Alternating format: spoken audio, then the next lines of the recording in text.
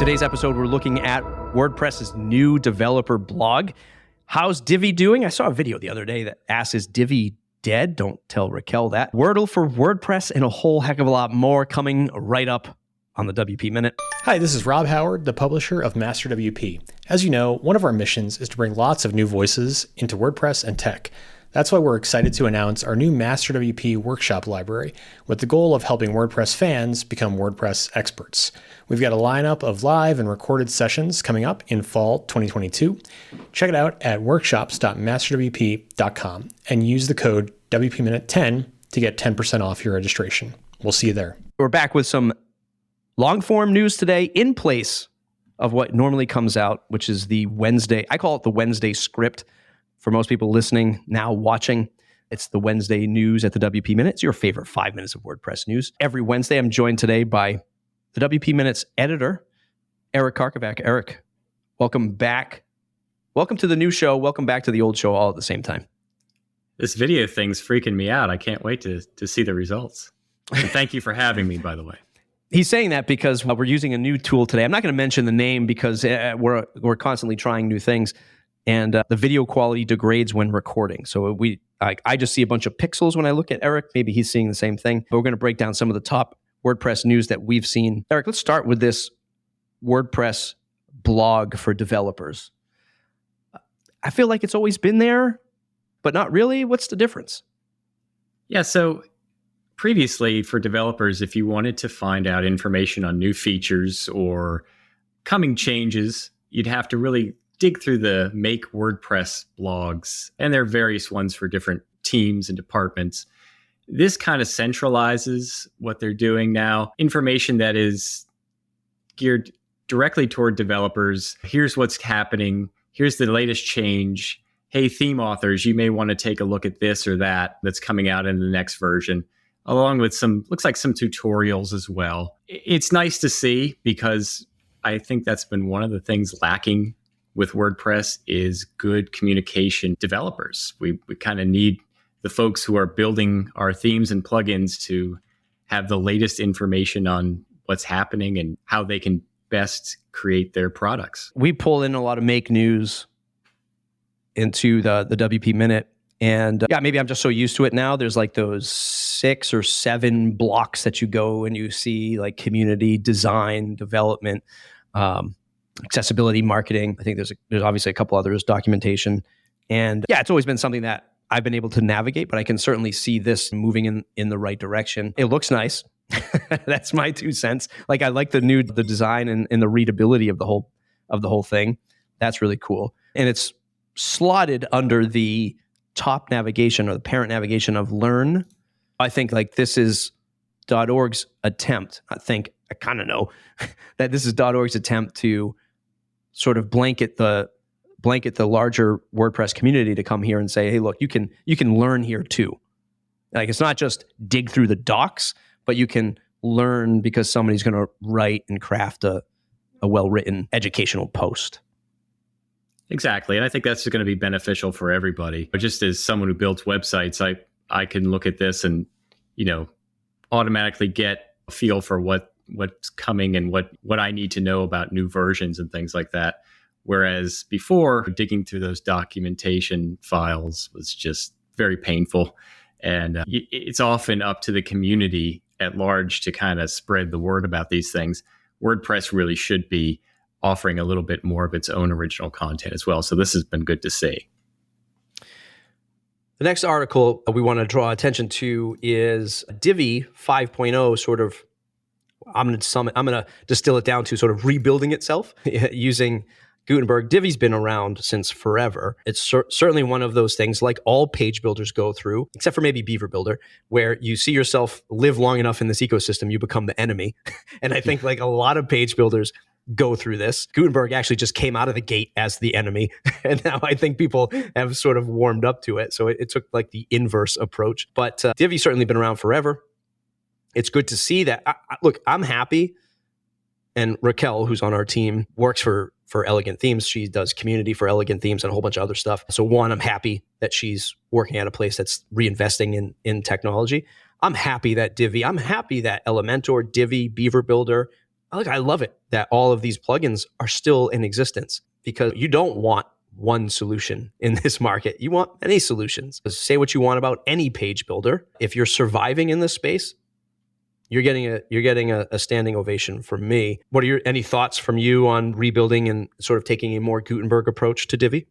Yeah, I like it because it's folks who use this builder and the theme, they're going to want to keep up with the latest technology. They're going to want to keep up with WordPress. So if they kept going on the same route for the next 5 years, people who use Divi may be falling very far behind in terms of what's possible with React and the different user interfaces that are being built today. So it's nice to see that they're taking this step. They're going to kind of not worry about features for right now. They're going to worry about just rebuilding the underlying framework of it and hopefully release something that is a little more compatible with Gutenberg and kind of fits in more with modern WordPress than it does right now.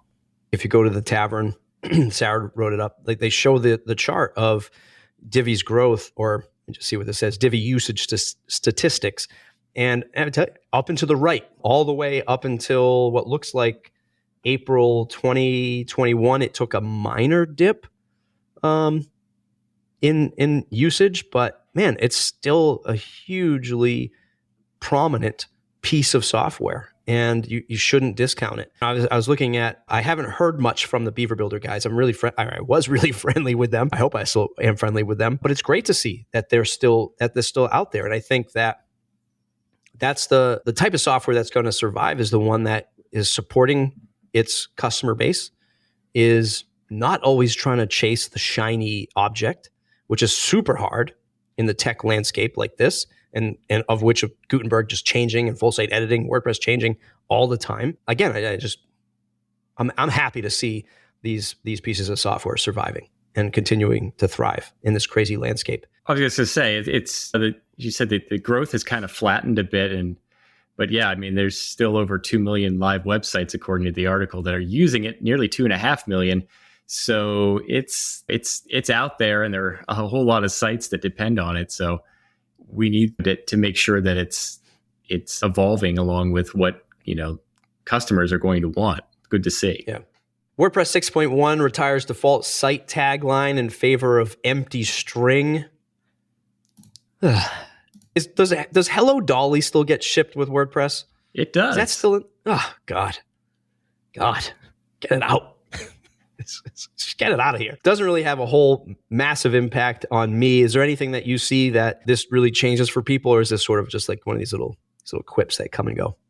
I will tell you, I'm guilty of forgetting to remove the just another WordPress from there once in a while, and you look at the site after it launches and you're like, oh God, what did I do?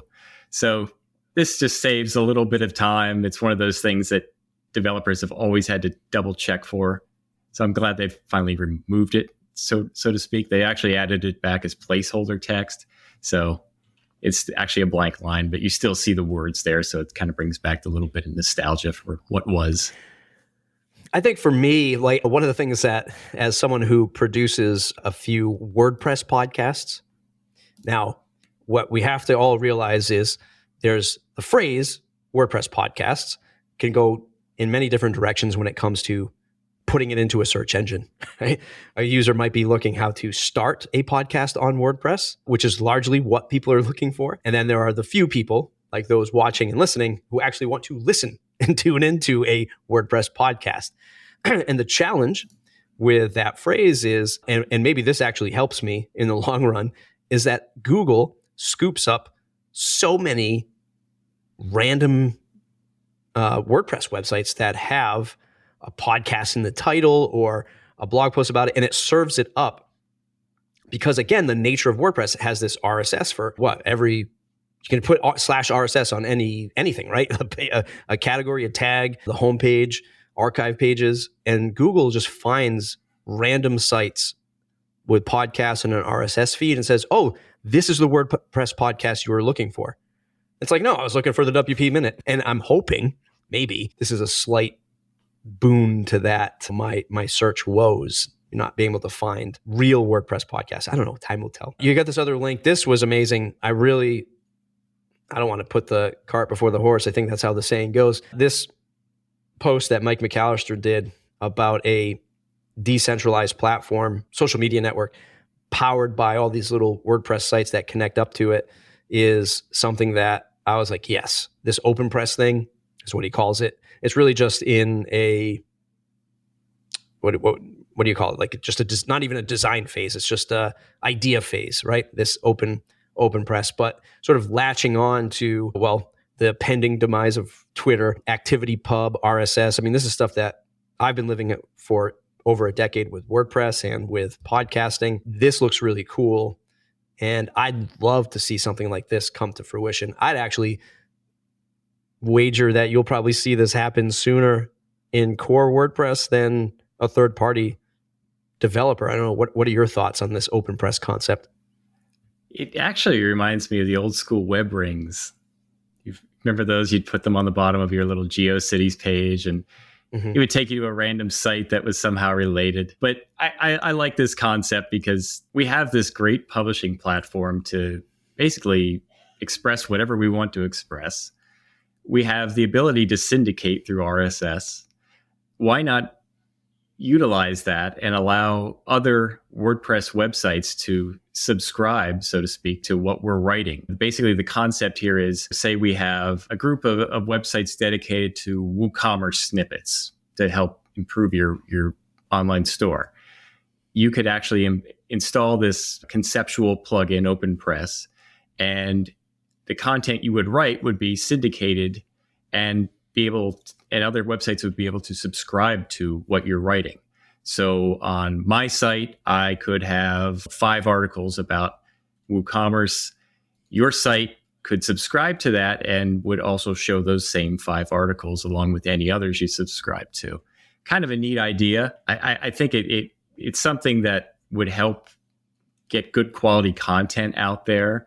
And I'm not sure it's going to overtake Twitter anytime soon, but at least it could give people an alternative. I think it's very fascinating. And I think Alex Standiford actually came out with another kind of iteration of this where he said, well, why don't we just push everything from WordPress to our social networks? Why don't we use like post formats or something like that to say, okay, this type of post will automatically go to Twitter and Facebook. This will go to Instagram. This will go to LinkedIn or whatever. So I think people are starting to think about that. And I believe that's a very good thing for the WordPress community. It might be the next big thing we have. We have Tumblr, right, in our arsenal. We have obviously WordPress. And look, what was the shining technological star in the pandemic or through the pandemic? The QR code. The QR code was written off like freaking 10 years ago. Like nobody was making QR codes, right? And then suddenly you couldn't touch anything. You couldn't walk into a place. You had to stand outside of a plexiglass window to look at a menu, and then they just put it on a QR code. We were forced to reuse that technology that largely the world had written off. I mean, I hadn't used a QR code in forever. And what I hope happens now is we start to realize that, look, investing in these, like, God, humans, can we just take a step back? And how many lessons do we have to learn about big platforms owning our content, right? We saw it happen to the music industry 20, 30 years ago. We saw it happen Facebook when they all wanted us to like Facebook pages, and then they pulled the rug out on us and said, now you have to pay us to reach 90% of that audience. We've seen it time and time again. The RSS, Spotify and podcasting. I mean, God, I live that as part of my day job. RSS is there. Publishing your own content is there. And I think, not that I don't want to turn this into a super long episode, not that I want Twitter to crash and burn, because Twitter has powered my career for many years. I wanted to survive because it's a platform that I was able to leverage a lot to run this channel, to get jobs, to meet people, to meet you, Eric. Without Twitter, we probably would have never met. So I don't want it to burn, but I want people to realize that old boring technology that these big platforms say you don't need anymore, It's the lifeblood of you and me being able to broadcast our content. And these projects like OpenPress and the idea that you can use WordPress as a home base to collect your content and then let the platforms tap into it, but you own it. Yeah, man. Like that's what I'm here for. That's the WordPress I'm here for. I'm excited for it. Exactly. The platforms are going to come and go. There's going to be disruption. Something like this that's open source that has a much better chance of having some staying power and kind of being that home base for all kinds of content creators. Story number 5, speaking of things that we'd like to see in WordPress, you wrote a piece for the WP Minute on stuff you'd like to see in WordPress 2023. Improve communication from leadership. I think you mentioned that earlier. WordPress product makers working together. The return of small WordCamps. To me, yes, I would love to get WordCamp Providence, Rhode Island, which is close to me, back in action, to see that come back in action. That was the first WordCamps that I had went to. Anything else you want to recap on your outlook for 2023 or your hopeful wish list for 2023? Yeah, one of the points I wanted to make in that post was the stability of WordPress relative to the rest of the world. We've got a lot of crazy stuff going on. We've got wars, we've got corporate takeovers, we've got people are looking for things that they can rely on. And I think that's one thing WordPress has added for a lot of entrepreneurs, a lot of content creators. That's something we shouldn't take for granted. Yeah, despite we can have our WP drama about this and that, but at the end of the day, the platform empowers a lot of people. It means a career for a lot of people. And I think that's something we should reflect on a little bit as we head into the new year. I find that to be, no one's saying that about Wix necessarily. It's something that's important to a lot of people. And I hope that the other items in that article, the communication, the return of the local events, I hope that we can kind of get back to those things so that we can stay stable for the people who need it most. Yeah, 100%. 100%. I'm looking for all of that and more. Like I am super hopeful for WordPress, aside from like these OpenPress things and making it the content hub alternative of large platforms. As much as I sort of rail on full site editing or site editing now, whatever the new name of it is, I am still super hopeful. Like we haven't even seen sort of that complete version yet of the editing experience for WordPress. And yeah, I hope that all of these page builders survive in their own little ways with their own little pockets of features. And I'm looking at 2023 as really, I feel like we dipped a little bit in 2022 of the excitement around WordPress. And I think because of the force of the world and everything that's happening, we'll see a resurgence to WordPress, because I'm not one of those that are saying that everything's, well, literally everything is burning, Eric. I mean, it's hard not to say everything's a dumpster fire. Yeah, it's a dumpster fire. Okay, yes, it's a dumpster fire. There's a lot of people about recession, cutbacks, and all this stuff. But I think if anyone's looking at cost savings, investing in WordPress is a route that you really can't go wrong with. And I think that's what we're going to see again. The same thing we saw in like 2008, 2009, maybe not to the same degree because the economic factors are not the same, even though you can kind of feel like it's the same. It's not, technically speaking, but we saw a resurgence of WordPress, or a surge of WordPress usage back then. We'll see it again, I think, in 2023. You just got to survive. You just got to keep doing the WordPress news to be the number one WordPress news outlet. Just don't give up. That's all you have to do. Very easy. Very easy. Back to the tavern. Meetup.com removes accessibility overlay in response to WordPress.com community concerns. I don't know much about this topic. I know you brought it into, I saw it in Slack, in the WP Minute Slack, but go ahead, give us the synopsis of what's happening here. Yeah, so Meetup.com is used by a lot of folks in the WordPress community to power meetups, in-person meetups. And they had added one of these accessibility overlays that kind of oversells their ability to make a site accessible to everyone. Several folks within the WordPress accessibility team brought their concerns about it. For one thing, that the accessibility overlay, for example, will often kind of repeat the functionality that a screen reader already has. So it's kind of just a repetitive thing that isn't necessary. Nice to hear that meetup.com is kind of listening to these concerns. They're actually working on improving the accessibility of the underlying site itself without necessarily needing the overlay anymore. So they're kind of moving that forward.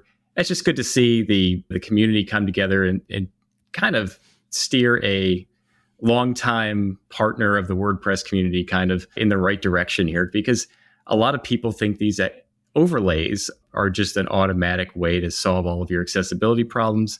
It's kind of far from the truth, as we're learning. So if we can get folks like Meetup to listen, hopefully that means more of the large startups will start to follow with that. Does Automattic probably pays a hefty bill to Meetup? No?